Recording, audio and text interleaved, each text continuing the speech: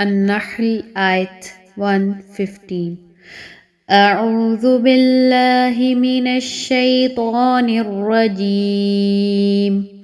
انما حرم علیکم المیتۃ والدم ولحم الخنزیر وما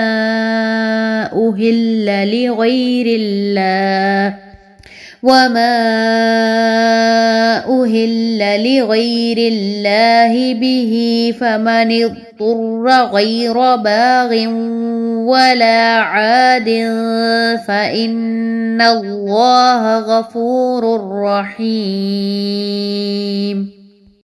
انما بے شک حرم اس نے حرام کیا علیکم تم پر المیتۃ مردار والدم اور خون ولحم اور گوشت الخنزیر خنزیر کا وما اور جو اہل پکارا جائے لغیری واسطے غیر اللہ اللہ تعالیٰ کے بھی اس پر فمن تو جو کوئی اضطر مجبور کیا گیا غیر نہ باغن رغبت کرنے والا ہو ولا اور نہ عادن حد سے گزرنے والا فإن تو بے شک اللہ اللہ تعالی غفور بہت بخشنے والا رحیم بہت رحم کرنے والا ہے.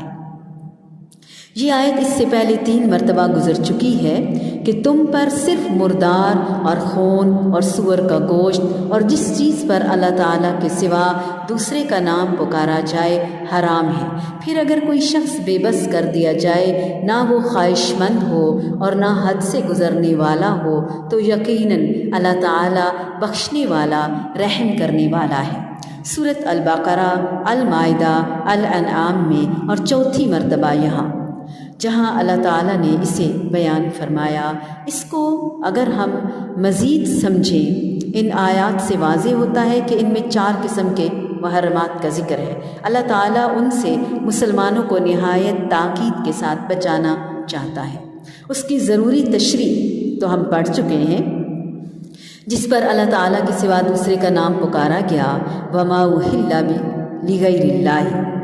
اور جو 4تھی قسم ہے اس کے مفہوم میں تعویلات اور توجیحات سے کام لے کر شرک کے لیے چور دروازہ تلاش کیا جاتا ہے. اس لیے اس کی مزید وضاحت ضرور ہم جانیں گے. جو جانور غیر اللہ کے لیے نامزد کر دیا جائے اس کی مختلف صورتیں ہیں. ایک صورت یہ ہے کہ غیر اللہ کے تقرب اور اس کی خوشنودی کے لیے اسے ذبح کیا جائے. ذبح کرتے وقت نام بھی اسی بت یا بزرگ کا لیا جائے یا پھر اسے راضی کرنا مقصود ہو.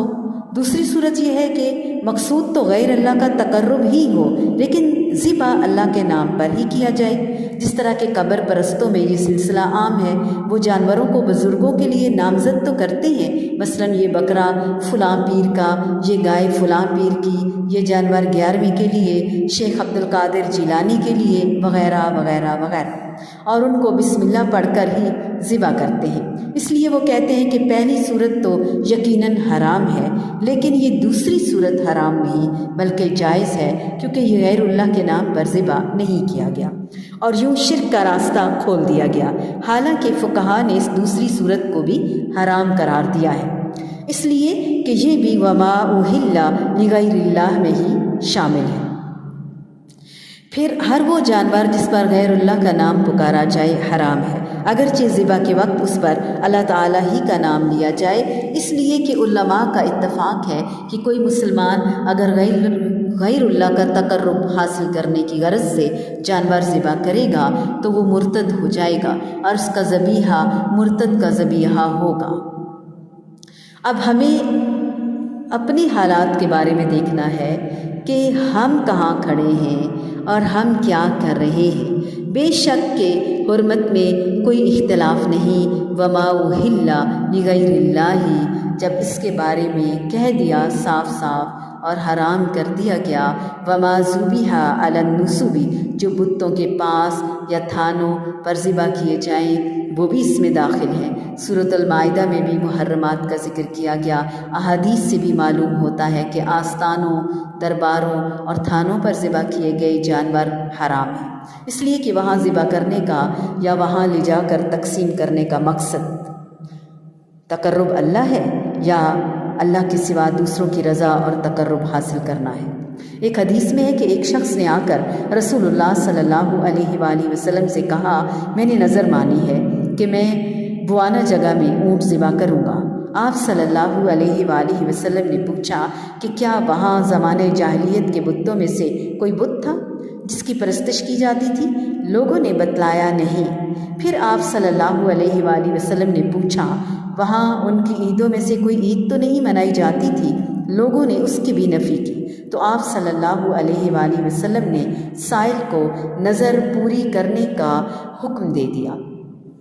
اس سے معلوم ہوا کہ بتوں کے ہٹائے جانے کے بعد بھی غیر آباد آستانوں پر جا کر جانور ذبح کرنا جائز نہیں، حالانکہ ان آستانوں اور درباروں پر جا کر ذبح کیے جائیں۔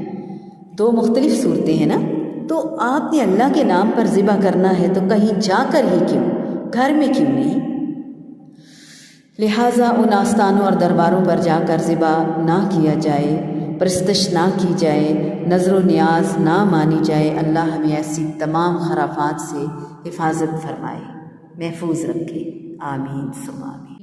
إنما حرم عليكم الميتة والدم ولحم الخنزير وما أهل لغير الله به فمن اضطر غير باغ ولا عاد